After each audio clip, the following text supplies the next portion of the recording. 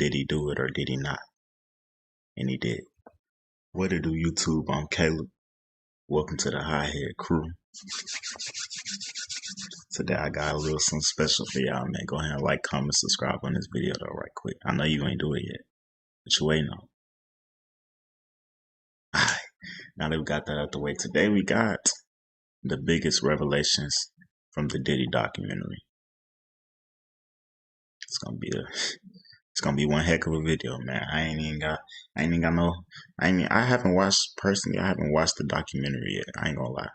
I feel like it's kind of a waste of time. It's probably a whole bunch of things that I honestly already knew and was already expecting. You know what I'm saying?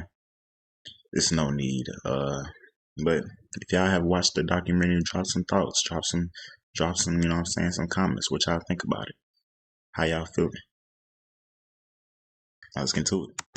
What to do, High Head Crew? Hey, just wanna give y'all a little update right quick. I appreciate y'all for all the things y'all doing for this channel right now.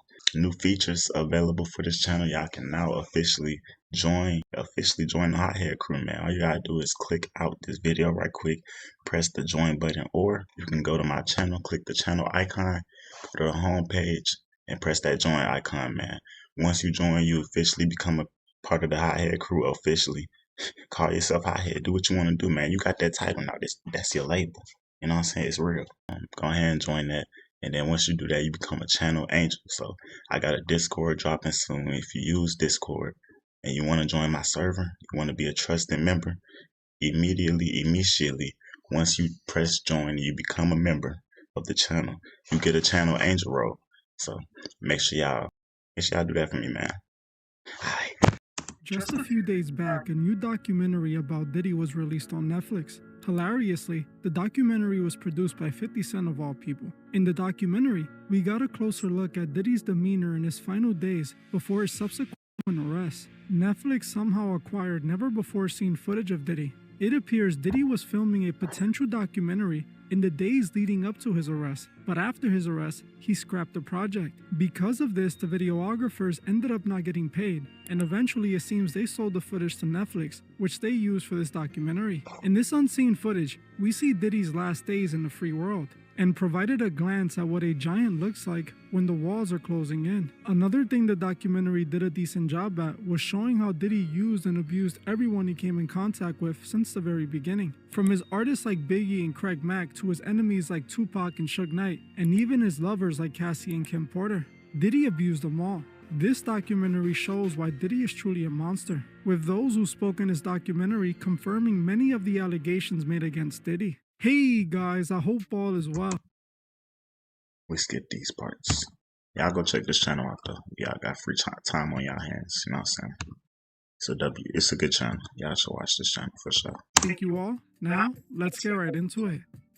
There was a lot of revealing information in this new Diddy documentary. The first thing I instantly noticed was this interesting looking chain Diddy was wearing at the beginning of the documentary. The pendant was shaped like a triangle with a strange design in the middle of it. The symbol is actually called the triquetra, and in the occult world, it is used as a protection amulet. I don't think there's even a need to say what this chain also represents. We already know Diddy is a member of the club. I do find it interesting that they opened this documentary with that footage, showing Diddy squeezing on the chain like he truly felt it was protecting him. This shows how deeply Diddy was involved in the mystical, proving my point that I have been making since 2021, that a lot of the evil Diddy does is rooted in the spiritual world. There is something truly evil powering Diddy's actions. Another part of the interview that I found important was the charity basketball game Diddy hosted that ended in tragedy. Diddy cost the lives of his fans over 20 years before Travis would. The documentary implied that Diddy set up this charity basketball game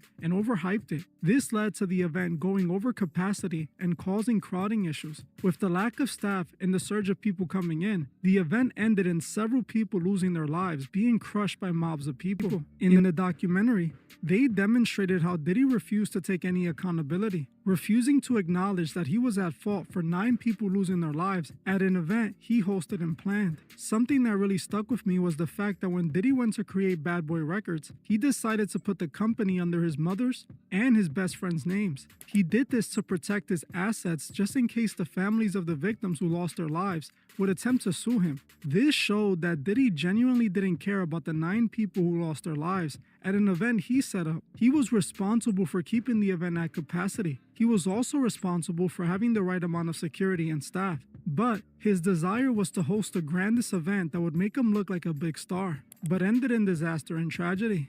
Diddy refused to acknowledge his role in the tragedy and took the necessary steps to protect the When only was he thing he ever bald? cared about, I don't his recall. reputation and his money. This truly showed how since day one, since before Diddy was a hip-hop mogul, he was already the monster he is today. Something that the documentary Hey, demonstrated. you know what they say? Money don't make you. It don't change you. It only makes you more of who you were before. Demonstrated again when they showed footage of Diddy interacting with his fans. During a part of the documentary, they showed Diddy in the streets interacting with some of his fans. Diddy appears to be all cheery and happy when he talks to his fans and stops to take pictures with many of them. But when he was done interacting with them and got back in his car, he started making comments on how dirty he was from mingling with the people, literally saying he was gonna have to take a bath in boiling water and peroxide. Diddy was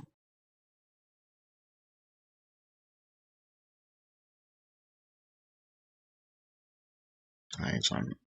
showing that he saw his fans like peasants, reinforcing that he uses everyone he comes in contact with, even his fans. He uses his fans to make money and to feel like a god, but deep down, he's disgusted by them and feels dirty after interacting with them. His love for the fans is all fake. It's just a part of Diddy's manipulation. The next important part of the documentary was the segment about Tupac. Last year, the world discovered that Keefe D was finally arrested for the death of rapper Tupac. For Last year, really? So we talking 2024? Cap. years now, Keefe D had openly admitted to being a part of the situation that led up to his death. A death that not only Keefe blamed on Diddy, but also others involved in the situation. In the documentary, they played a police recording of Keefe D being interrogated where he confirms Diddy put $1 million bounty on Tupac and Suge Knight's head. Keefe claims that after Tupac and his crew jumped Orlando Anderson at the Mike Tyson boxing match, Keefe linked up with Anderson and their crew and went looking for Tupac in the area. When they found him, they ambushed Tupac and took him out, hoping to collect the reward Diddy had put on their heads. The next day, Keefe claims he sent word to Diddy, who asked him if Tupac's death was at their hands, which they confirmed. The detective in the documentary even confirms Diddy made a $500,000 payment to a middleman who was supposed to redirect the money to Keefe D and his crew, but the middleman kept the money instead. The documentary seems to confirm the rumors that Diddy paid for the hit on Tupac, which means he is the reason Tupac is gone.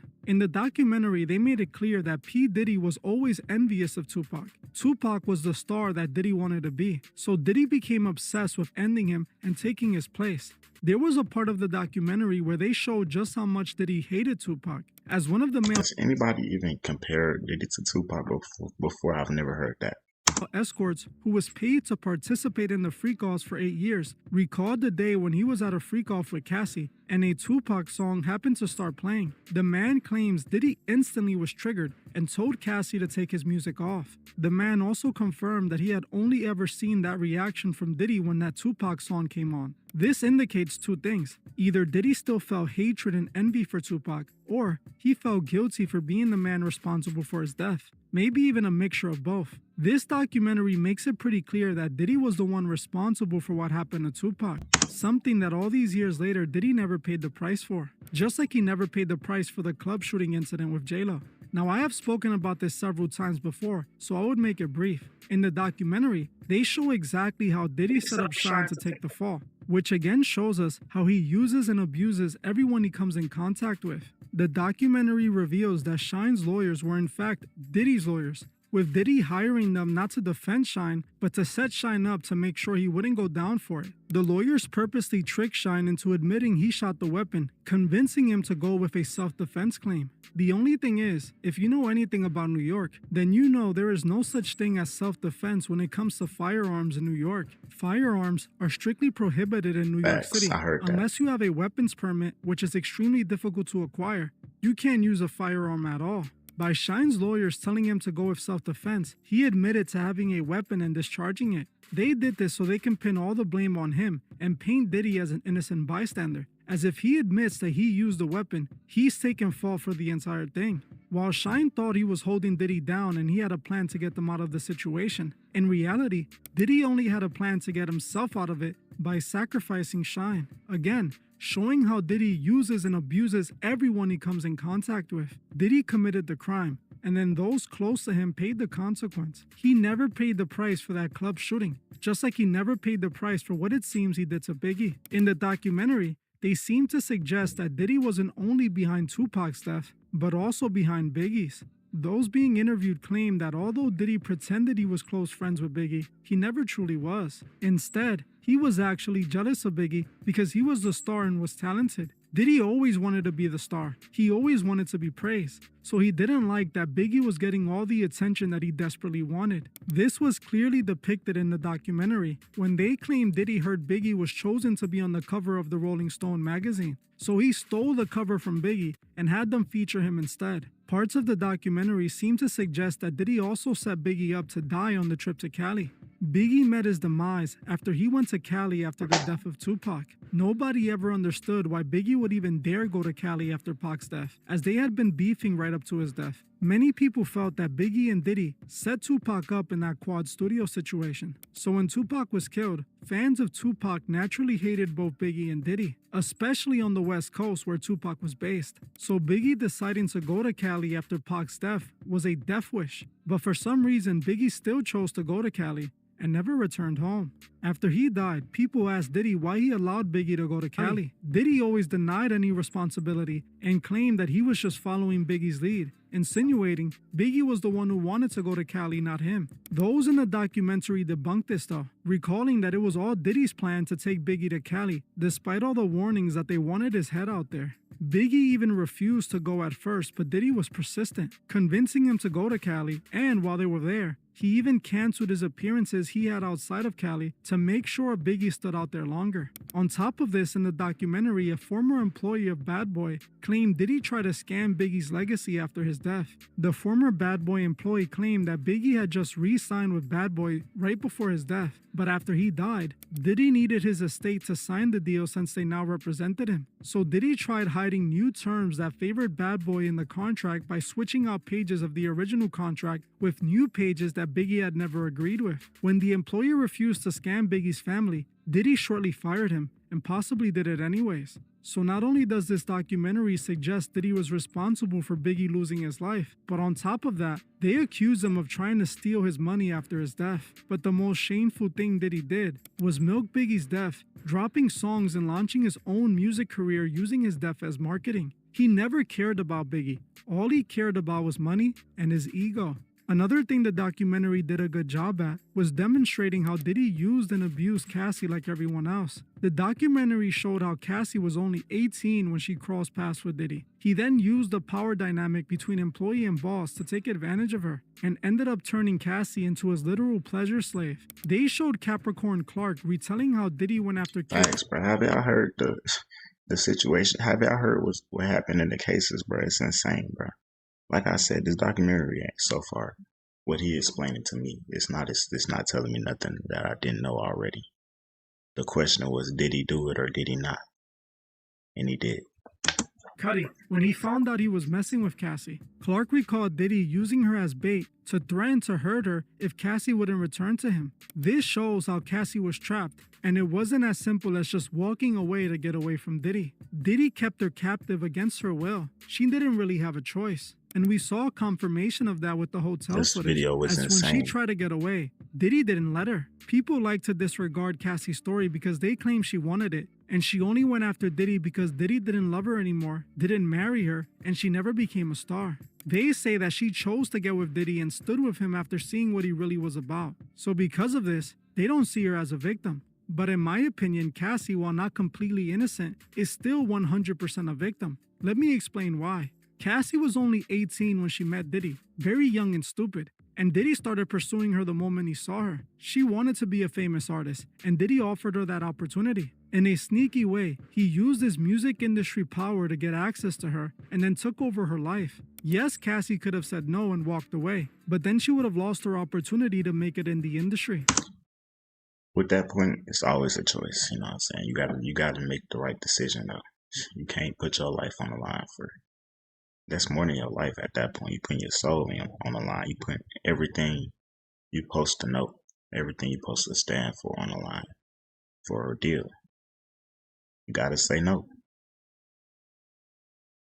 And oh, Chances are, if Diddy dropped her, her career would be over and no one else would give her a shot. You gotta look at it like this. Imagine if your sister went to get a job and her boss told her that if she wanted that job, she had to let him do whatever he wanted to her. Your sister would likely say no because she knows there's other jobs out there that won't require her to do this. She doesn't need to compromise herself for this opportunity. She can just go get another job. But what happens when there are no other jobs? When this is the only opportunity and is either do this or starve? Now your sister is desperate enough that she might fold in me personally, I'm starve.